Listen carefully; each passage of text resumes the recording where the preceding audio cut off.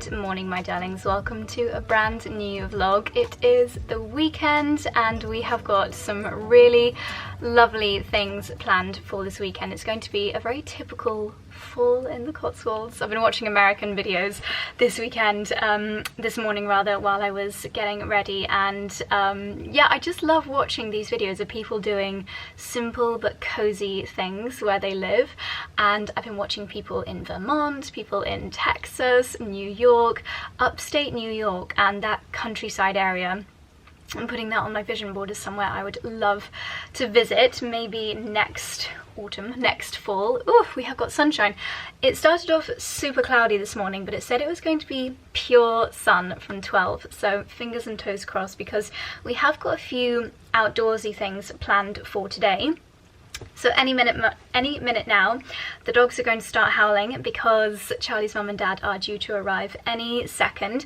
They're just spending the day with us today. We're not doing a full weekend together. But this weekend, the farmers that live in the upper part of our village are bringing out their ancient, literally, I think it's 300 or 400 years old, their apple pressing machine. You might remember that we went along with our lovely friends Hannah and Cal and baby Leo last year, and it was so much fun. And we just thought that because it's happening again, we're actually going to go this weekend and next weekend. So when you're watching this, if you're in the Cotswolds this coming weekend, then it's going to be happening again. And I think we're going to head up on Saturday with some friends. But you basically take a bucket of apples with you. So I think as soon as we've had our bacon butties, we're going to head out to the orchard, get some apples, and then take them up to the farm for the apple pressing. The whole house smells incredible right now. Charlie is cooking bacon butties. I think we're going to have bacon and egg sandwiches when Charlie's mum and dad arrive. My mouth is literally watering thinking about it already. And I have started a cinnamon bun. I'm attempting cinnamon buns again. To be honest, I've never really had much success with cinnamon buns. I never get them to rise properly. They always taste amazing, but I feel like they're not perfect. And something that I want to master before the Christmas season is done this year is my cinnamon bun. So I've seen a couple of recipes on Instagram. One is a pistachio and cardamom cinnamon bun, and the other is a pumpkin cinnamon bun. So I thought I would try both because you can kind of tweak the recipe halfway through. So that's the plan. I'll probably do that while we're all chatting with our coffees after having our bacon butties. So I will show you that process, because the process of making a cinnamon bun into a pumpkin cinnamon bun is really easy. Such a good little hack. But anyway, I just heard the gravel on the drive go, so Charlie's mum and dad are here, and it's time for some bacon butties. Got my gorgeous little gilet, and I actually haven't decided which way round I'm going to wear it yet, because it's reversible. I normally wear it with the fluffy side out. Maybe I'll start like this, and then when we go out, I could always switch it around. Wild, I know. I'm so glad that I decided to keep this. It was a pricey piece, but I literally grab it with every outfit. It makes everything seem so much cozier. So anyway, without further ado, let's go downstairs, have some coffee, have some brunch. It's going to be a lovely weekend.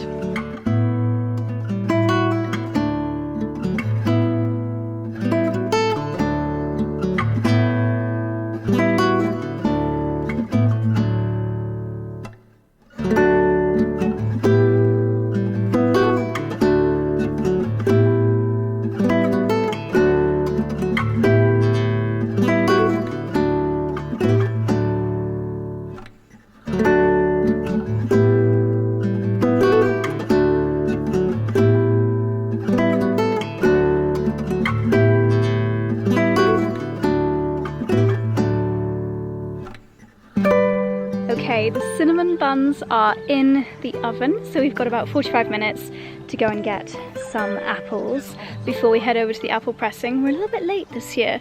Most of them have already fallen, so we're having to get a bit acrobatical to get them out of the tree. To be honest, they have so many apples there, it's more of a token just to bring a few of your own, but it's going to be really nice to head up there later, and hopefully we'll have a nice cinnamon bun before we go. We're not... You need a taller husband. Yeah, we're not very tall as a family, are we? No. Oh dear. Mind you, a taller husband wouldn't do too well in our house. No, he'd have to wear a hard hat.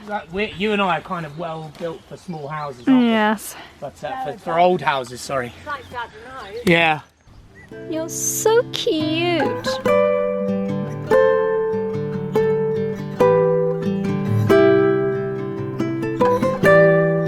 Well, that was a fairly successful apple finding mission. Probably could have got more, but they're all so high up.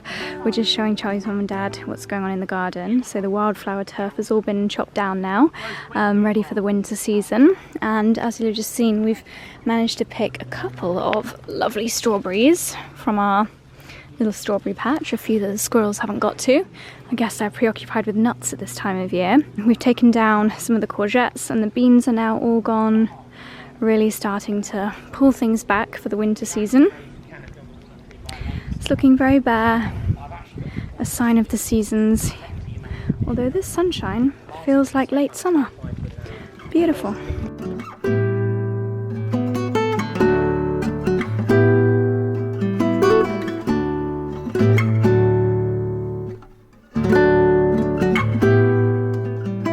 This is a rather hilarious case of Instagram versus reality. So this little cinnamon roll in the middle, they're very brown because I added a brown sugar glaze before putting them in the oven. Makes them look very burnt.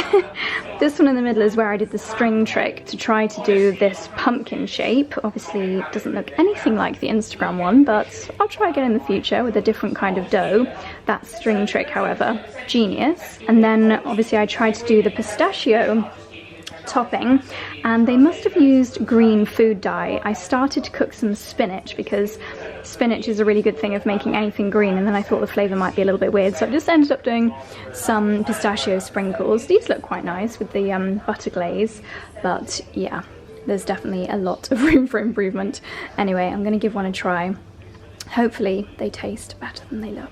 So Charlie's going to give us his review of my cinnamon buns. Now, I was saying, obviously, you know, initially you cook them to be eaten, but clearly maybe they'd be more useful for throwing at politicians. I don't think you're allowed to say that, darling. I can definitely say that. I think we all agree that politicians in this country are largely useless. So throwing at politicians, not saying which ones, I think they'd also make a good, I've been looking for like an antique doorstop for Strawtop too. Yeah. So they'll be good for that. Yeah. I think they'd be good for the hamster food maybe. Hamster not food? Hamster, it's Hedgehog. hedgehog food. Harold would love them. I think throwing at politicians is a good suggestion. Yeah. Cool. Anyway. Well, thanks for your review. Rachel Reeves, cinnamon bun coming soon.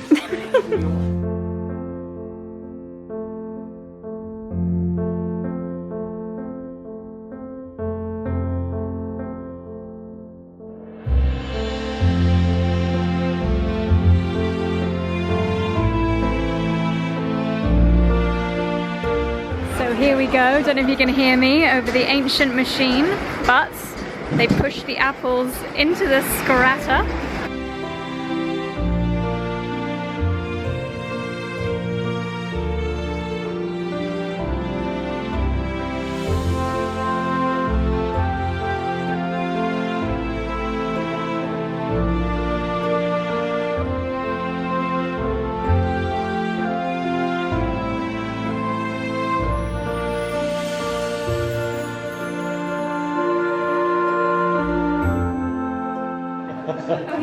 Hey, here we go. On the money. Look at that.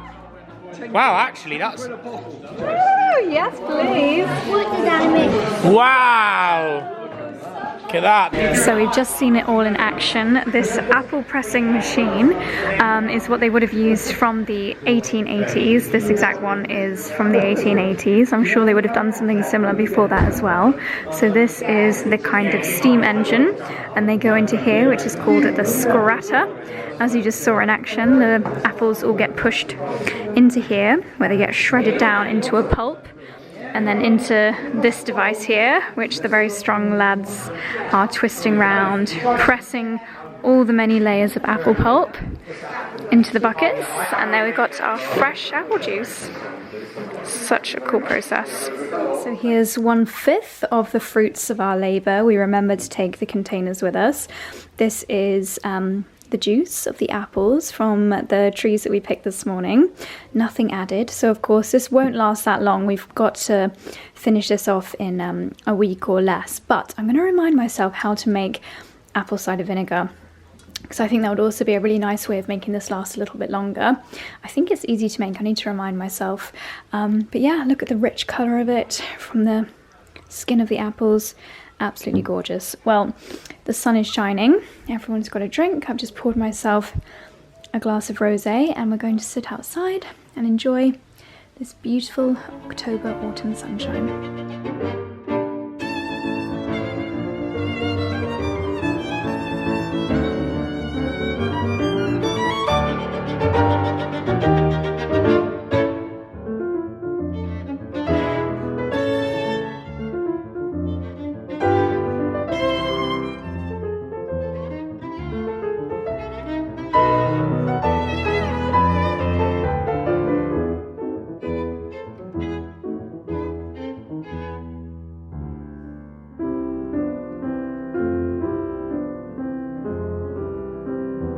Okay, my darlings, it's a few hours later. I've just realised I am head to toe Holland Cooper this afternoon, and we've just been enjoying the last of the afternoon sunshine outside. It's been such a gorgeous afternoon, and now we are heading to the Bull in 𝑭𝒊𝒏𝒅, the Bull in 𝑭𝒊𝒏𝒅, for an early dinner. It's actually kind of on the way home for Charlie's mum and dad, so we thought it'd be the perfect place to stop for a lovely evening meal. So that is where we are heading. I've popped on my absolute favourite little blazer. I never really loved blazers before this one, but if you're wearing quite a casual knit and jeans and you just want to elevate it for an evening, it's perfect. And then my little chestnut boots for the outfit of the day.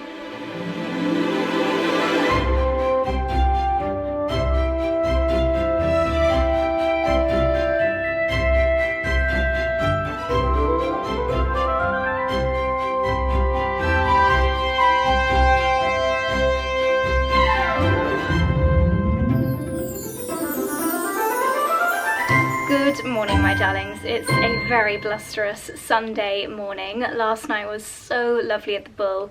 I feel like the food there just gets better and better, and I love that the menu changes every time, so you never know exactly what you're going to get, but you can always guarantee it's going to be delicious. Interestingly, chatting to Leo, who was our waiter last night, he said that people actually come just for a meal there from London, and it's from 𝑭𝒊𝒏𝒅 into London. I think it's like 1:20 on the train, but that is how much people love it. And you can go straight into the village centre. You could obviously go for a lovely walk, make an afternoon of it, and then have dinner there before heading back to London. But yeah, that's quite a long way to go for a good dinner. But anyway, I'm about to head to Pilates on a Sunday. I'm doing Samantha's class, which is really tough. I wouldn't usually do Pilates on Sunday, but my lovely friend Hannah is actually going to do the class with me. So yeah, we're going to have a nice class together.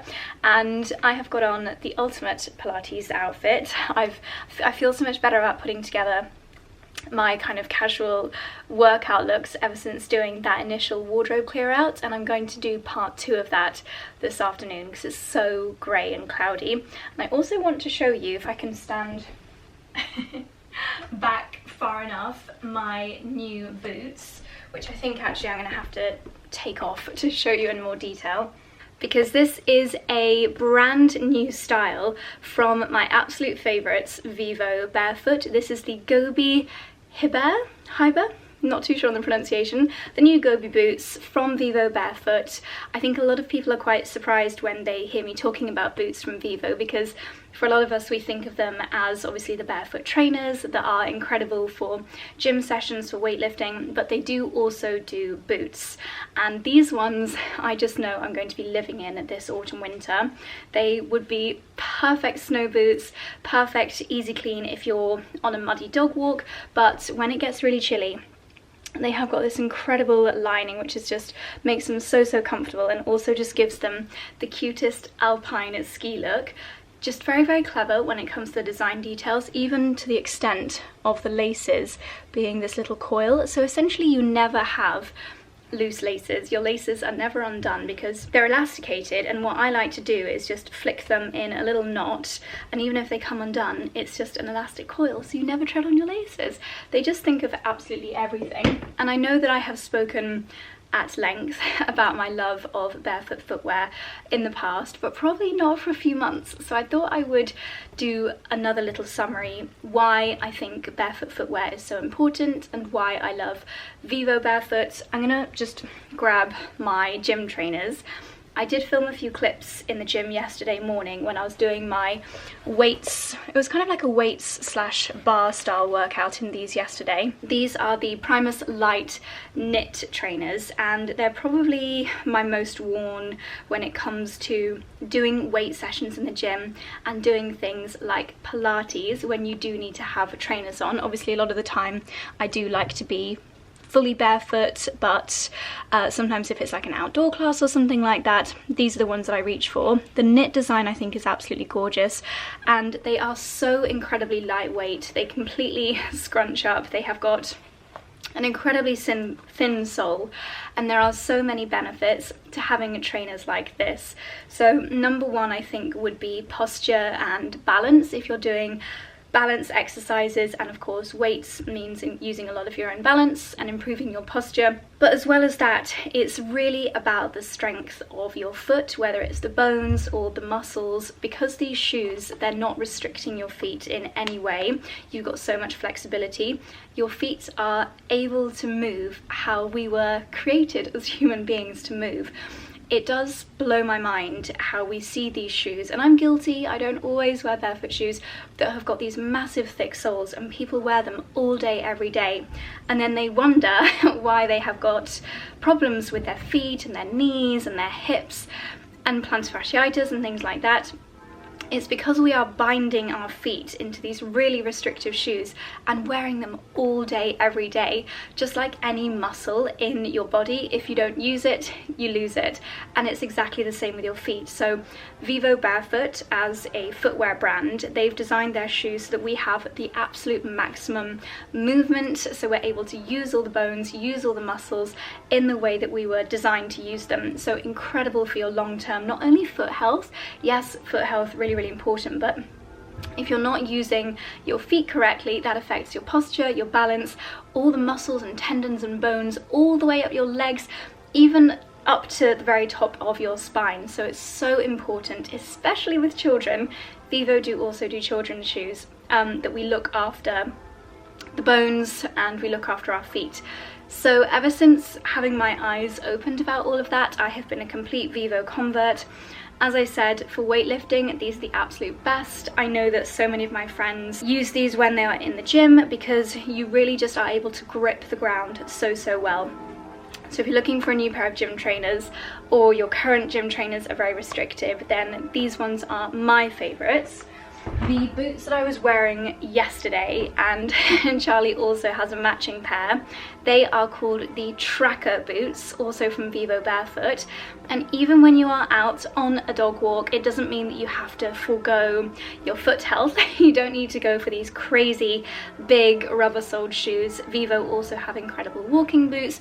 The tracker ones, I just got them in the gorgeous bracken green, which I think is such a lovely colour. They've got incredibly grippy soles. They are the ones that I abseiled down the church in. So practical, waterproof, you can jump through puddles and everything, and also be looking after your foot health when you are out on these walks. And now adding to the collection, these gobies, which I also have in white, and I think these are just going to look absolutely gorgeous when I go on my ski trip in December. I know that Freddie's going to absolutely love these. Again, with the fluffy lining, I think they are gorgeous. But for today, for my Pilates class, this is what I'm wearing. Those church bells mean that it is 10:30, which is my cue to go, but I'll show you a few more of my 𝑭𝒊𝒏𝒅 favourites a little bit later on throughout the vlog. And I do have an upgraded discount code, which is 𝑗OSY20, which you can use on men's, women's, children's, trainers, boots, whatever your heart desires, and they would also make the most incredible Christmas gift. I'm a huge fan of 𝑽𝒊𝒅, everything they stand for, their sustainability, what they're doing for our foot health and comfort in the short term and long term. So yeah, I'll leave them linked down below, but I'll show you how I'm styling these for today. So I personally think they look really cool when you have got fluffy socks on. So I've got my 𝑭𝒊𝒏𝒅 Pilates socks on, and you can see here what I mean in that you don't actually need to tie the laces because they're these elastic laces. I just do a really simple little knot with a cozy jumper, leggings, my thick socks. I just love how these look. And it is so blusterous today. I'm gonna wear my puffer coat to protect me from the elements and keep me warm as I get to and from Pilates. Okay, let's get going. I can actually show you the whole outfit here. Cute the boots look with my leggings and puffer coats. Time for Pilates. Okay, my darlings, I am back from Pilates. Had a lovely coffee with Hannah and her daughter B after class, which was great. It's now lunchtime and we are doing a Sunday roast later, but it's going to be a dinner and probably ready around 6. So I'm hoping that this is still going to be okay. This is my broccoli and blue cheese soup that I made 5 days ago. So I'm gonna cook it, try it, and hope that it's okay. If not, I do have a backup soup. This is the M&S Collection Rich Italian Tomato and Basil Soup. Small batch, crafted with velvety smooth, rich and creamy tomatoes. And this was quite an interesting case study and why it's so important to read ingredients. I mean, you'd look at this, it's from M&S Food, and you'd be like, yes, that is good for me. That's got loads of good ingredients in it. And this one is okay. All real ingredients. It does have an acidity regulator, but I think that's literally just lemon juice in this one. However, if you are interested in keeping your gut healthy and you're trying to cut out ultra-processed food, don't always just presume that because it's in a fancy package and it says small batch that it's okay, because I read the ingredients in the butternut squash. Oh, sorry, Dickie. I am so sorry. I did not mean to trap you into your bedroom. I'm so sorry. Yeah, I read the ingredients in the butternut squash one, and there were loads of UPF ingredients. Like, I think there was even like a xanthan gum in the butternut squash one, which was such a shame. But this one is okay. So this is my backup. I'm always a little bit suspicious when things don't go out of date for a while. This doesn't go out of date until I can't even see one. It's eternally safe, apparently. I'm sure it'll be delicious, but if you've got a blender, it's just so easy to make soup at home, and then you know what's in it. So I've got my croutons in the 𝑭𝒂𝒕. We'll start to cook that in a second. And I had like a fifth of a loaf of bread that was very much stale. So because I can't eat this many croutons on today's lunch, I'm actually going to cut them into crouton size and then put them in a stasher bag in the freezer, and then I can just grab a handful of frozen crouton-sized bits of bread in the future. Obviously, we're very much in soup season, so I think this will be really useful. And if I freeze them, then I've got like 3 months to use them.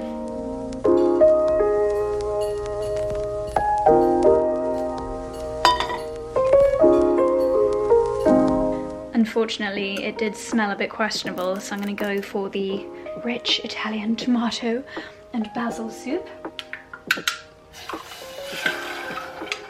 Gosh, it is very thick. That's a good sign. You can always add water or coconut milk if you ever want to thin down a soup. And that will be my lunch tomorrow. Gosh, we actually have some sunshine. That is a miracle. Okay, lovely tomato soup. Oh, I definitely should have thinned this out a bit. It smells amazing though. Alexa is playing classical music, and she's actually playing The Most Wonderful Time of the Year, classical version. It's making me feel very... No, I wasn't talking to you, I was talking about you. Shush, please. Jolly good, thank you, Alexa. So, I've got my delicious croutons on the soup, and I'm going to add a little sprinkling of the Zoe seed mix, because why not? I do think this is good. if you missed my supermarket chat the other day. But bloomin' heck, it is expensive. I wish you could buy it on bulk, way more affordably.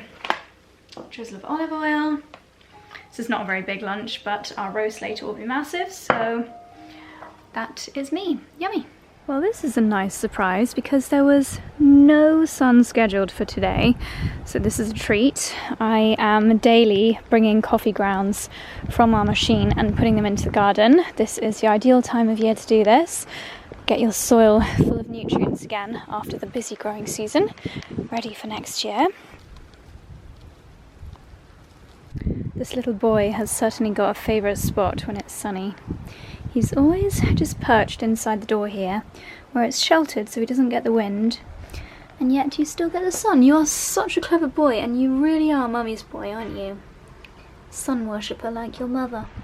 Okay, my darlings, I'm going to do maybe just half an hour out in the garden while it's nice and sunny, and I'm going to wear the boots that I was wearing all day yesterday. These are my 𝑭𝒊𝒏𝒅 barefoot tracker boots. These are a tall boot, but you still get all of those barefoot benefits. Sorry, I don't know why I'm showing you the muddy sole, but literally perfect for, oh, that wind. Literally perfect for all terrains, all weather conditions. They have got a 3mm thermal lining, which is actually removable, but they just keep your feet so warm, especially if you pair with cashmere socks even in the coldest of winters. Then these are going to keep your feet nice and toasty warm. They're really thin and flexible, so you still get all of those barefoot benefits. And you can see they've got a lovely leather body, and then more of a kind of fabricy top half. I love, again, the details, the fact that these little bits are bronze. I think they look really great. This is the new colour, this kind of greeny brown bracken colour. And this is what I'm going to put on now to do my gardening. What I love about wearing barefoot shoes when I'm gardening is that you can really feel the ground underneath you. So I feel a lot more, sorry, I feel, oh, there we go. I just feel a lot more connected to the garden and to nature when I'm wearing my barefoot shoes. They're also just really lightweight and super comfortable. I have worn these a lot, so my foot has fully moulded to these, or they've moulded to my foot, so they are my most comfortable pair of shoes, I would say. Got my coffee, and I think what I'm going to do is just 10 minutes of deadheading. Maybe the last time I'll do it this year, deadheading these last little roses.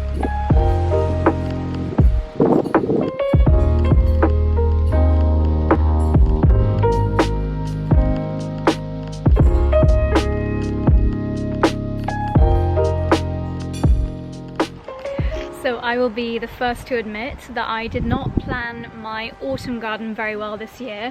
So these beds are just going to be really empty over the next month or so. Well, like 5 months. They're just going to be empty until March, which is such a shame. I would love for them to be full of things like kales and sprouts, but without protection they don't really do that well in this garden. I'm just pulling up some carrots now, and some of them are a little bit rotten. Some of them have just got far too big. There's actually a huge weed in here. Wow. And when I pull the weed up, it also pulls up a couple of carrots. Look at that. That is a weed. Oh my goodness. Why can weeds grow well here and not kale? I'm so disappointed in my kale this year. I know I've banged on about it so much. But these are pretty good looking carrots. I can enjoy these with our roast later on. That'll be delicious.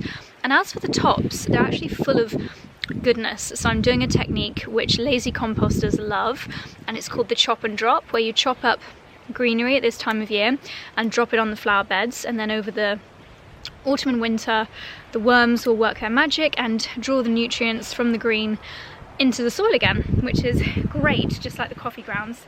So we'll take the greenery off the carrots and then simply chop up the tops and drop them onto the soil.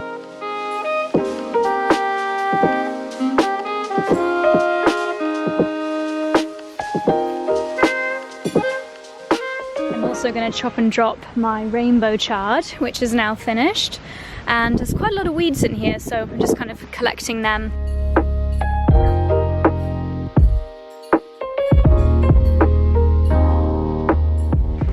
Okay, I have finished doing my chopping and dropping for now. At this time of year, you have a little bit more of the luxury of time, so you can do things little and often. So I'm just gonna continue with my little and often approach to tidying the greenhouse.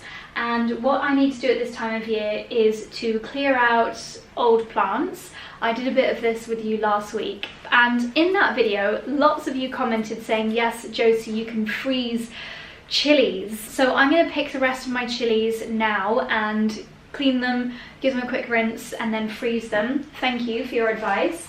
These were my 2 remaining gourd / pumpkins from the garden, so I'm just going to leave them in here as decoration and use this trug to collect my chilies.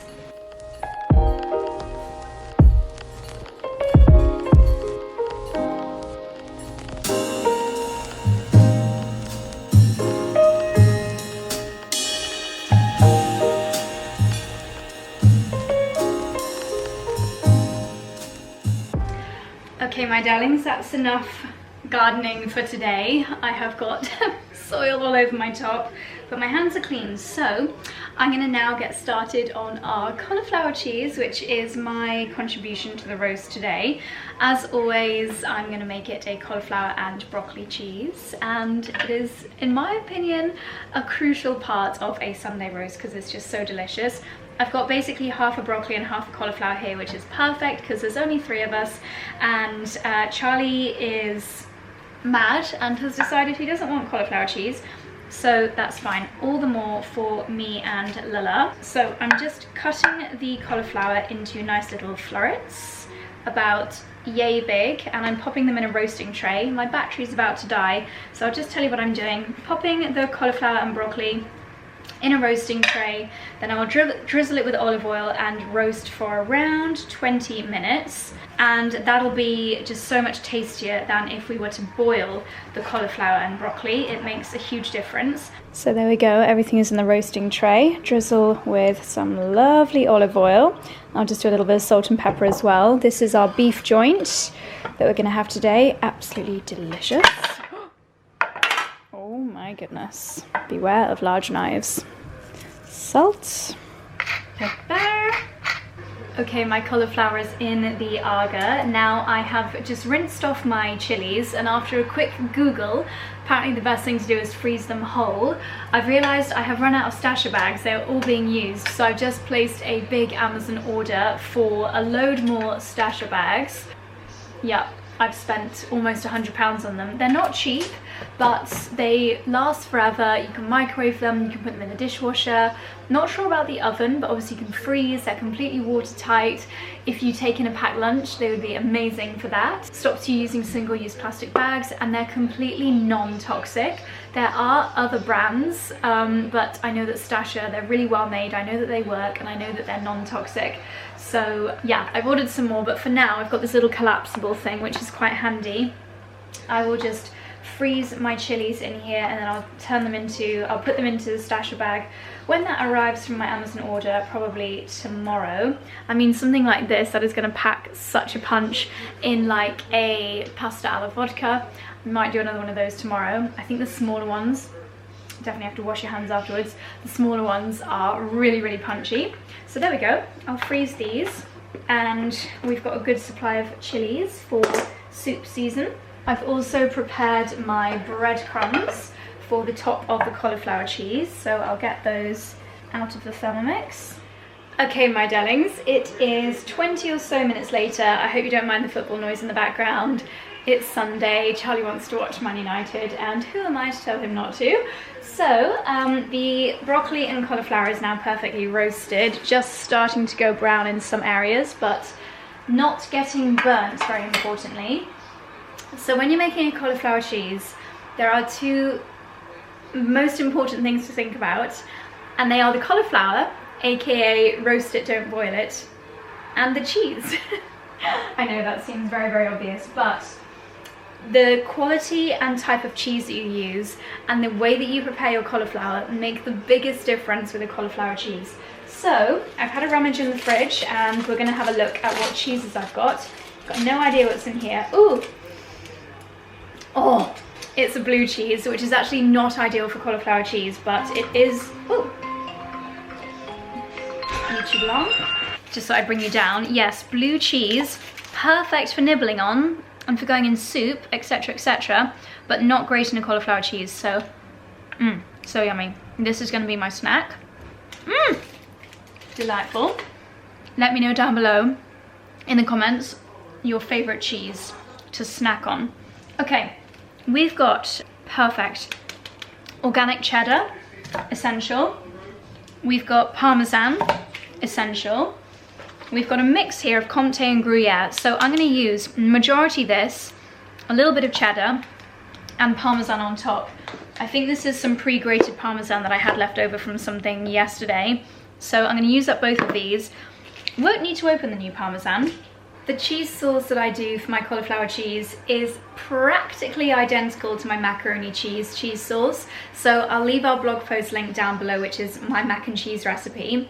The only thing is I don't put mustard in this sauce, and instead I put in a dash more nutmeg. But other than that, it's exactly the same.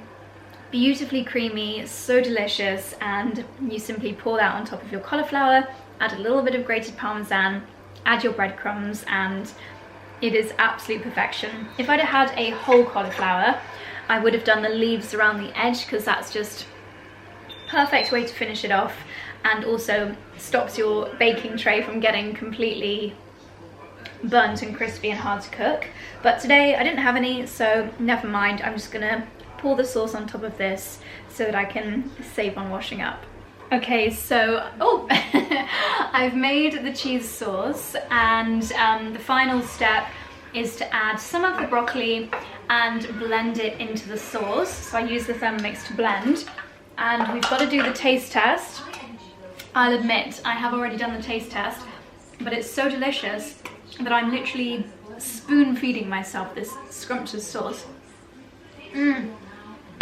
Oh my gosh, that mixture of cheese is just perfection. It does need loosening up a little bit though, so I'm going to add a touch more milk and do one final blend.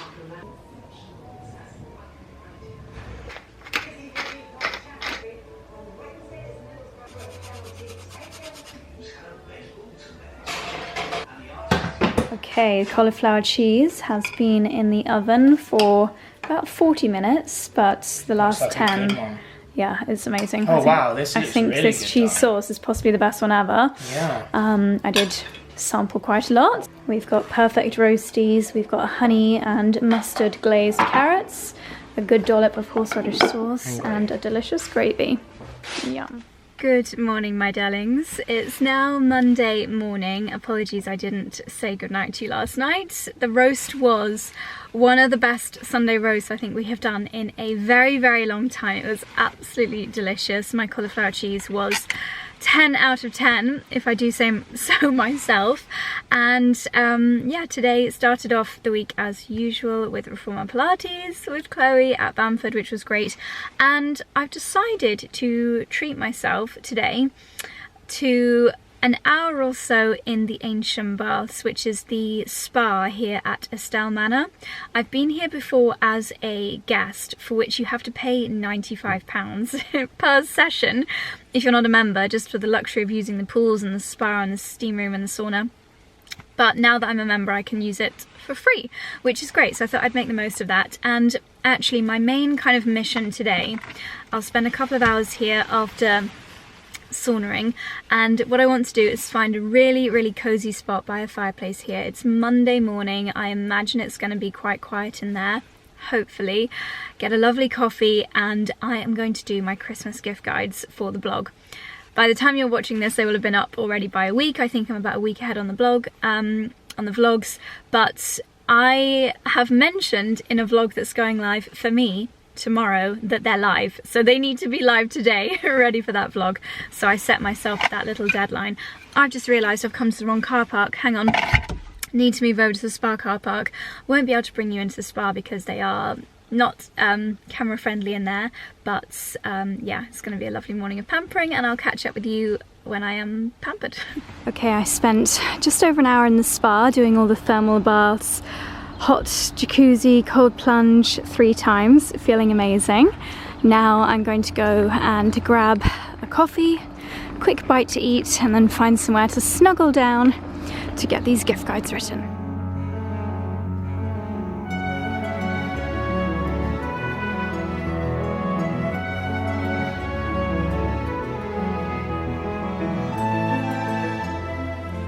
Hello again, my darlings. It is a few hours later and it's been a very nice, productive time here at Estelle. I have got so much work done on the Christmas gift guides and I think they're going to be the best ones ever. I actually spent more time and attention doing the men's gift guides because, I don't know about you, but I don't really struggle to find ladies' gifts, but really thoughtful, nice gifts for men I think can be a bit more challenging. So hopefully if there are any men that you're looking to gift, husbands, brothers, sons, then I've got you covered over on the blog. So we'll leave the gift guides linked down below. Now, I bought my silk sausage with me and I think I'm going to be really dorky and put it in now to drive home in because it is a 40-minute drive home. So I thought I might as well see if I can get some movement in my hair because I'm probably actually going to start a new vlog when we get home. So at least I'll have a little bit of something going on in my hair for that. I actually forgot to bring my hairbrush with me to the spa, which was a rookie error because I had to basically dry my hair without a hairbrush, which is not ideal. Anyway, looking like an absolute crazy person, I think I'm actually going to end this vlog here, my darlings. I think it's been going on for quite a while now. So probably should have ended the vlog before starting to look like an absolute plonker with my hair in heatless curl set. But if you got to the end of the vlog, I would love to know.